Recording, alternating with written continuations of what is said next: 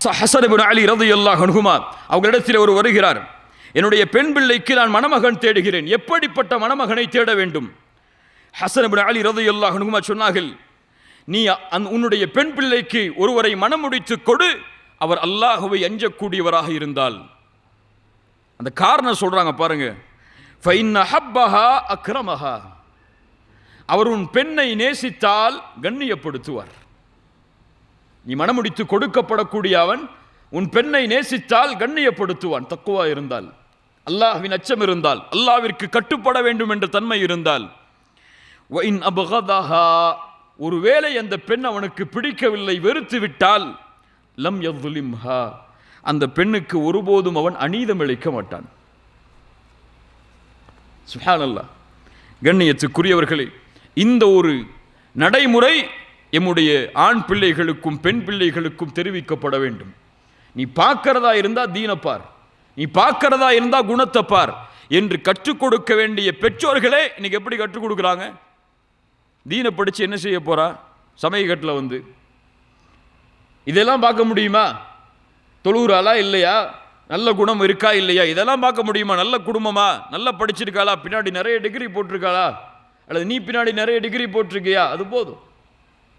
இப்படி மணமகனும் மணப்பெண்ணும் பார்க்கப்படுவதால் தான் கல்யாணம் முடிச்ச 2 வருஷத்திலேயே கோர்ட்டில் வந்து நிற்கிறாங்க.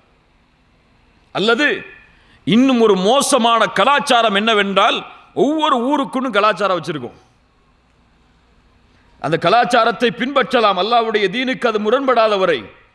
ஆனால் அல்லாஹ்வுடைய தீனுக்கு முரண்படுகின்ற பல கலாச்சாரம் நம்முடைய மார்க்கத்தில், நம்முடைய ஊர்களில் இருக்கு. இந்த ஊரை தாண்டி திருமணம் முடிச்சு கொடுக்கவே கூடாது. ஒரு பெண் விரும்பினால் கூட, ஒரு ஆண் விரும்பினால் கூட ஒத்த காலில் நிற்கிறாங்க பெற்றோர்கள் பல பேர்.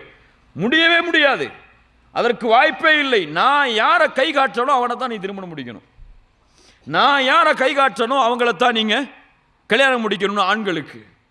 அவனுக்கு விருப்பம் இருக்கோ இல்லையோ, அவன் ஏற்றுக்கிட்டானோ இல்லையோ, அவனுக்கு பிடிச்சிருக்கோ இல்லையோ, அதை பற்றிலாம் எங்களுக்கு கவலை இல்லை. நாங்கள் தானே உங்களை பெற்றோம், நாங்கள் தானே உங்களுடைய பெற்றோர்கள், நாங்கள் சொல்கிறதா நீங்கள் கேட்கணும். நீங்கள் எஜமானர்கள் இல்லையே. அவர்களுடைய எஜமானன் யார்? அல்லாஹ். அவன்தான் அவர்களுடைய வாழ்வில் எது ஹலால் எது ஹராம் என்று விதிவிலக்கை கொடுக்க முடியும். நீங்கள் அவர்களுக்கு வழிகாட்டலாம், அவர்களுக்கு ஒன்றை முன்வைக்கலாம், ஆனால் வற்புறுத்தலாமா? எத்துணை பெண் பிள்ளைகள் என்று வற்புறுத்தப்பட்டு திருமணம் செய்த காரணத்தால் தாங்க முடியாம 1 வருஷத்துல வந்து தலாக் கேட்கிறாங்க, குலா கேட்கிறாங்க. என்னுடைய பெற்றோர்கள் வற்புறுத்தி திருமணம் செய்தார்கள், நான் என்ன செய்வது, எப்படி வெளியேறுவது? இதில் இன்னைக்கு இன்றைய காலத்தில் இதுவெல்லாம் சர்வ சாதாரணம். தலாக் கேட்கிறது, குலா கேட்கிறதெல்லாம், குலா கேட்கிறதெல்லாம் இன்னைக்கு காலத்தில் சர்வ சாதாரணம். ஏன்? கம்பல் பண்ணி மேரேஜ் பண்ணி வைக்கிறது.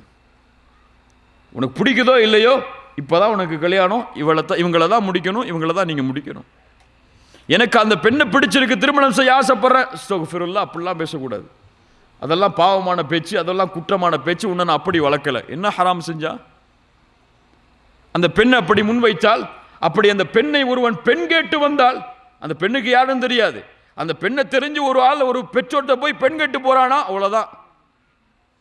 அவர் ஐயோ என் குடும்பம் இப்படி கெட்டு போச்சேன்னு நிற்கிறார். அதில் என்ன தவறு இருக்கிறது? ஹலால் தானே. ரசூலுல்லாஹி ஸல்லல்லாஹு அலைஹி வஸல்லம் அவர்களிடத்திலே பெண் கேட்டு வரவில்லையா?